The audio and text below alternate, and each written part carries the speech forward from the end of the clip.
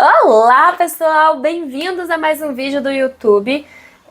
Tô sumida? Tô. Eu juro que eu tô tentando voltar pra fazer os vídeos aqui nessa plataforma, mas a vida tá passando por cima de mim. Mas as coisas estão voltando a se regularizar e agora eu quero voltar a fazer vídeos. E nada melhor do que trazer pra vocês um conteúdo fresquinho sobre o mês do horror. Esse mês no nosso canal a gente vai trazer apenas conteúdos do gênero de horror, terror, e esses tópicos parecidos, tá? E isso é tudo inspirado pela Tati Feltrin. Ela tem um canal que chama TLT há muito tempo aqui na internet. E desde muito tempo ela faz o mês do horror. E eu tô fazendo isso inspirada nela. O canal dela vai estar aqui embaixo, tá? Então, caso vocês não conheçam, vá lá. Ela é da época de não sei que bolinha lá atrás. Já teve várias polêmicas ou não sobre o assunto, sobre ser direita, sobre esquerda, mas isso não importa, porque ela é uma excelente pessoa e fala muito bem de livros na internet. E é isso que importa pra gente aqui, tá? Do lado que ela vota ou não vem ao caso aqui, tá? O fato é que ela criou o mês do horror e eu tô aqui dando os louros pra ela. Então, pega a vinheta e vamos lá!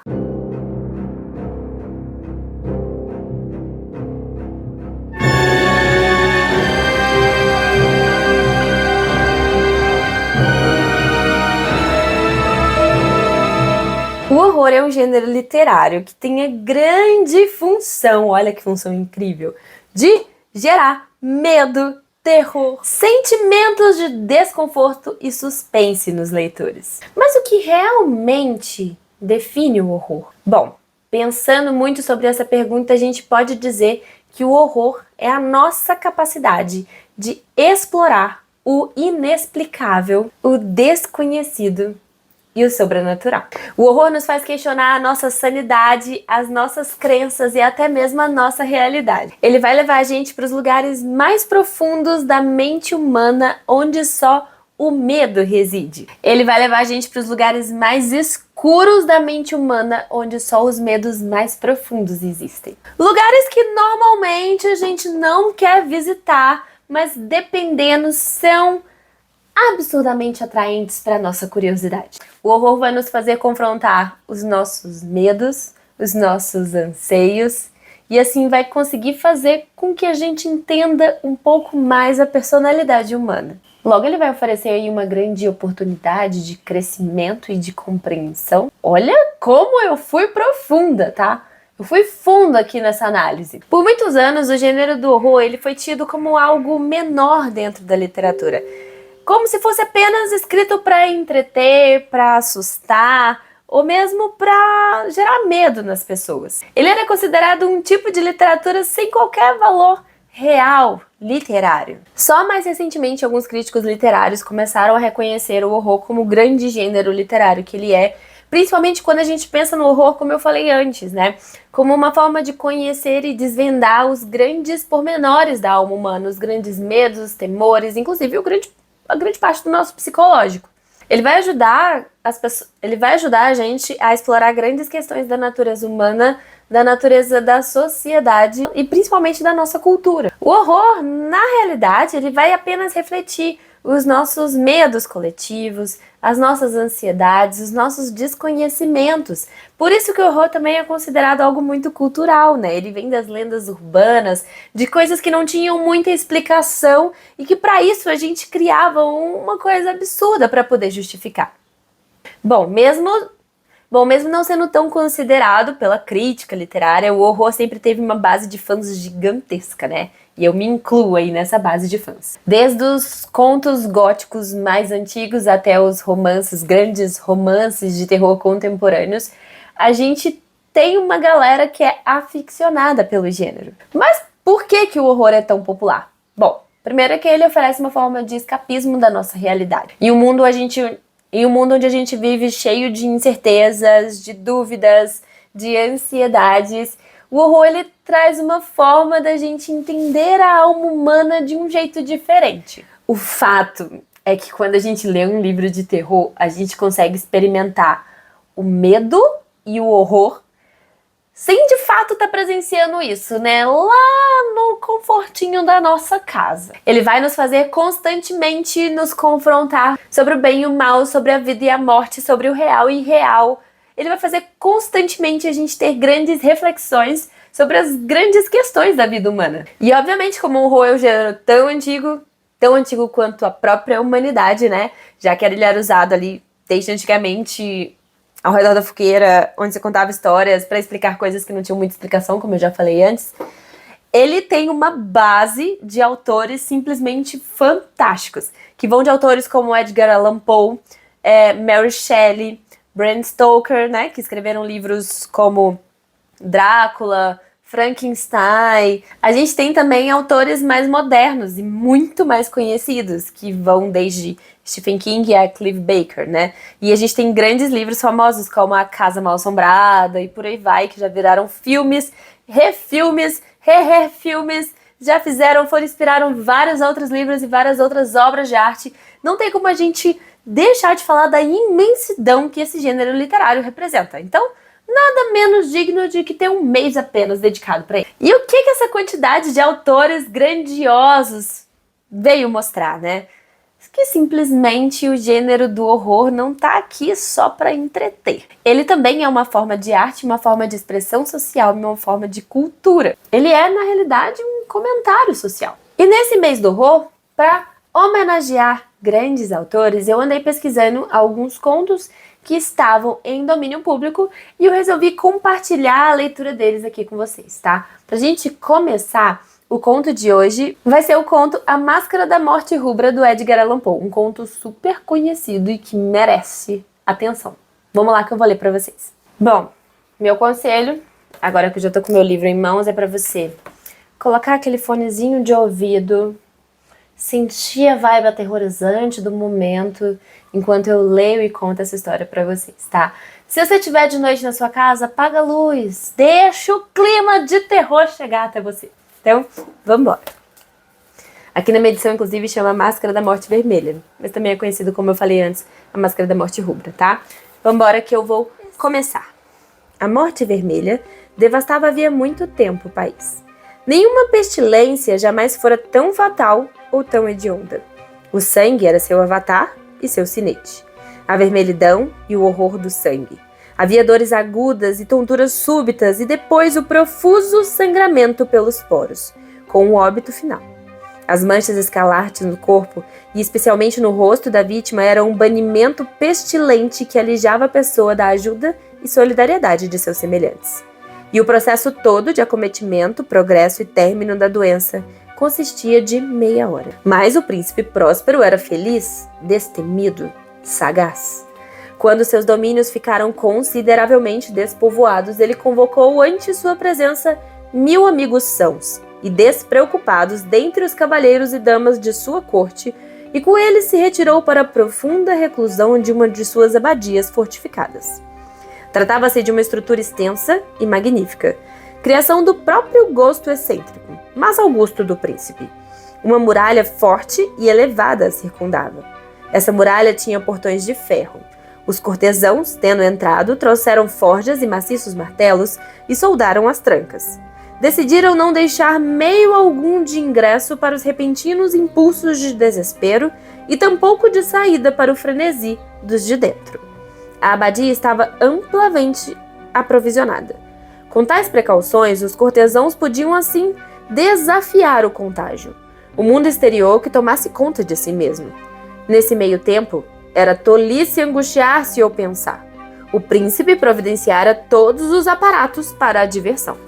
Havia bufões, havia improvisadores, havia dançarinos, músicos, havia beleza, havia vinho. Tudo isso, mais a segurança do lado de dentro. Lá fora, a morte vermelha. Foi próximo ao final do 5º ou 6º mês de sua reclusão, e enquanto a pestilência assolava com o auge da fúria do outro lado, que o príncipe Próspero ofereceu aos seus 1000 amigos um baile de máscaras da magnificência mais extraordinária. Foi uma cena voluptuosa essa mascarada, mas, primeiro, que me seja permitido contar sobre os salões onde ela teve lugar. Havia 7 deles, um conjunto majestoso. Em muitos palácios, entretanto, tais conjuntos compõem uma perspectiva longa e desobstruída, quando as portas dobráveis deslizavam até quase as paredes de ambos os lados, de modo que a visão da extensão completa mal é impedida. Aqui, O caso era bem diferente, como seria de esperar devido ao apreço do duque pelo bizarro. Os apartamentos eram tão irregularmente dispostos que a visão não abarcava mais do que um de cada vez. Havia uma curva abrupta a cada 20 ou 30 metros, e a cada curva uma sensação de novidade. À direita e à esquerda, no meio de cada parede, uma janela gótica, alta e estreita, dava para um corredor fechado que percorria os meandros do conjunto. Essas janelas possuíam vitrais cuja cor variava de acordo com a tonalidade predominante da decoração no ambiente para o qual abria. O da extremidade leste era composto, por exemplo, de azul, e suas janelas eram de um vívido azul. O segundo salão era púrpura em seus ornamentos e reposteiros, e aqui as vidraças eram púrpuras. O terceiro era inteiramente verde, e igualmente os eram os vidros e seus caixilhos. O quarto era mobiliado e iluminado em laranja, o quinto em branco, o sexto em violeta. O sétimo apartamento era densamente amortalhado em reposteiros de veludo negro, pendendo por todos os lados do teto e das paredes, caindo em pesados drapejamentos sobre um tapete de mesmo material e matiz. Mas apenas nesse recinto, a cor das janelas deixava de corresponder à da decoração. As vidraças eram escarlates, uma profunda cor de sangue. Ora, em nenhum dos 7 aposentos havia lamparina ou candelabro, em meio à profusão de ornamentos dourados que jaziam espalhados por todo o recinto ou pendurados no teto. Não havia luz de espécie alguma emanando de lamparina ou de vela dentro do conjunto de salões. Mas nos corredores que atravessavam o conjunto, ficava diante de cada janela um pesado tripé portando um braseiro incandescente que projetava seus raios através do vidro colorido, e desse modo iluminava intensamente o ambiente. E assim se produzia uma variedade de fenômenos extravagantes e fantásticos. Mas no aposento oeste, ou salão negro, o efeito da luz do fogo que vertia sobre os reposteiros escuros através das vidraças tintas de sangue era macabro ao extremo, e produzia uma expressão tão selvagem nos semblantes do que ali entravam, que poucos dentre os convidados eram suficientemente ousados para até mesmo pisar ali dentro. Havia nesse aposento ainda, encostado na parede oeste, um gigantesco relógio de ébano.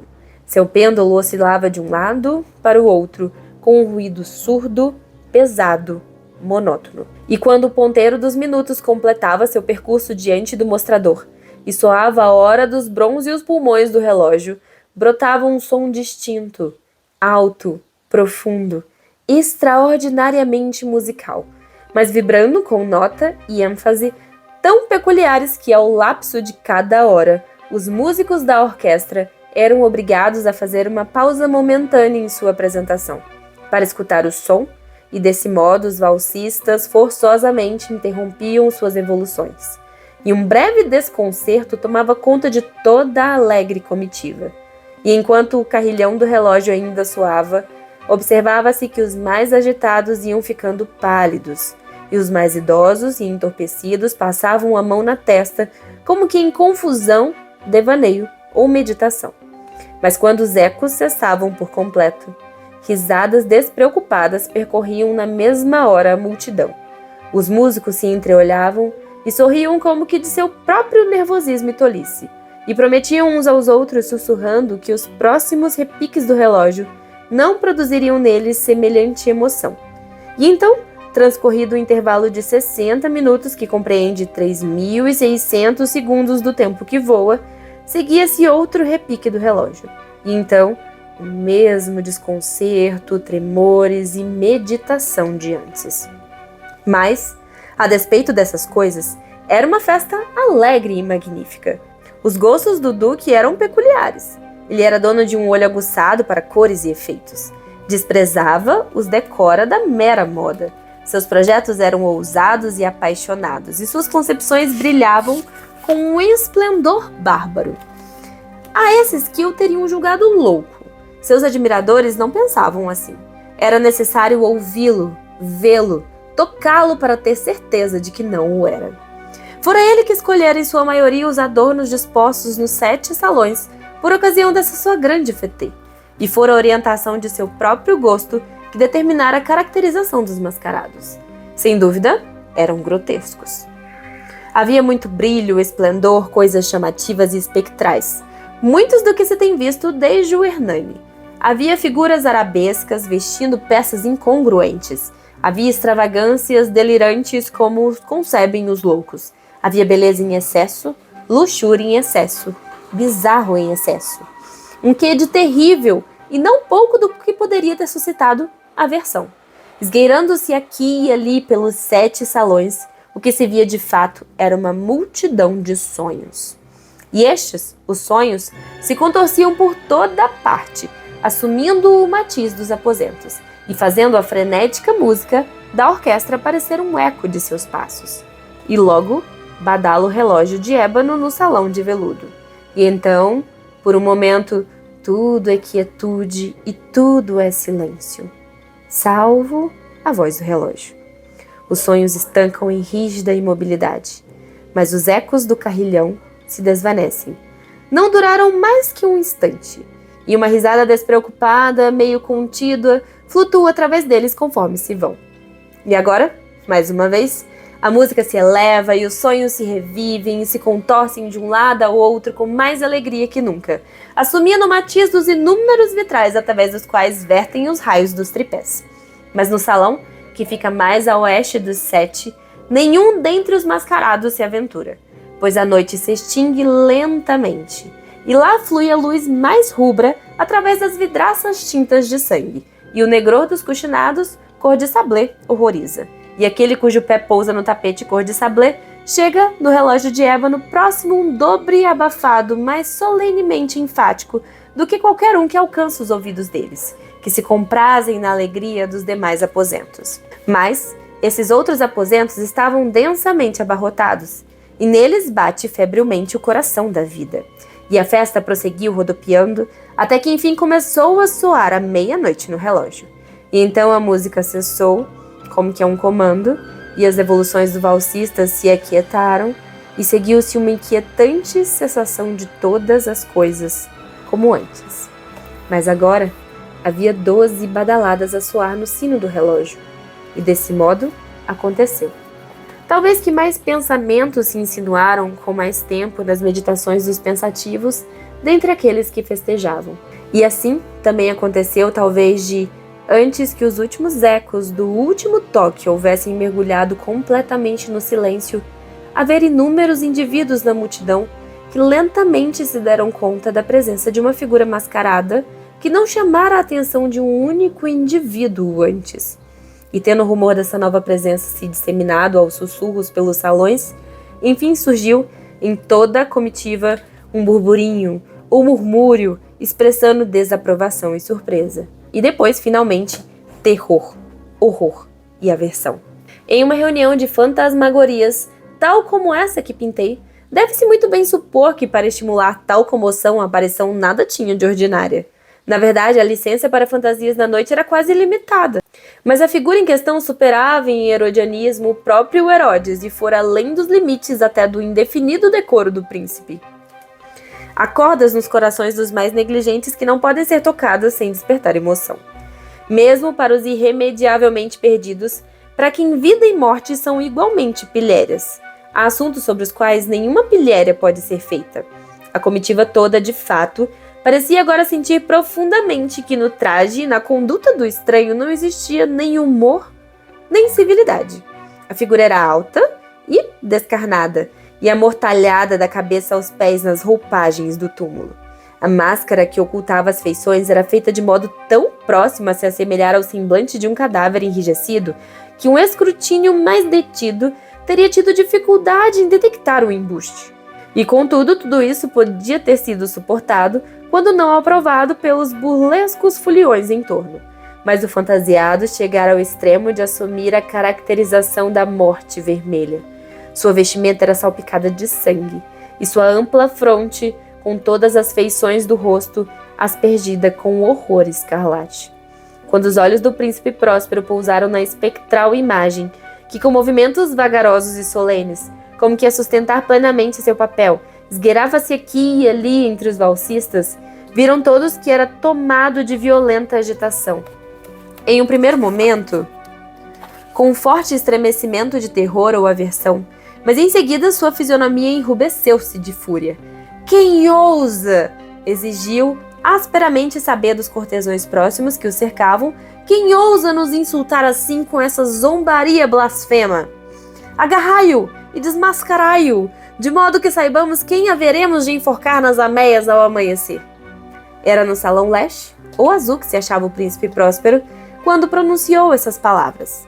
Elas reverberaram por todos os 7 aposentos em alto e bom som, pois o príncipe era um homem bravo e robusto e a música silenciara um aceno de sua mão. Era no salão azul que estava o príncipe, com um grupo de pálidos cortesãos a seu lado. No início, quando falou, houve um ligeiro movimento farfalhante desse grupo na direção do intruso, que no momento se encontrava quase ao alcance da mão, e agora, com passos determinados e majestosos, empreendia maior aproximação daquele que falara. Mas em virtude de um certo assombro inominável que a louca encarnação do fantasiado inspirara ao grupo todo, não houve quem se atrevesse a erguer um dedo para agarrá-lo, de modo que, desimpedido, ele passou a 1 metro da pessoa do príncipe, e conforme a vasta plateia, com que a um único impulso encolhia-se no centro dos salões para as paredes, ele abria caminho sem se deter, mas com a mesma passada solene e calculada com que se distinguira desde o início do salão azul ao púrpura, através do púrpura para o verde, através do verde para o laranja, através desse modo para o branco e mesmo daí para o violeta, antes que qualquer gesto houvesse sido feito para prendê-lo.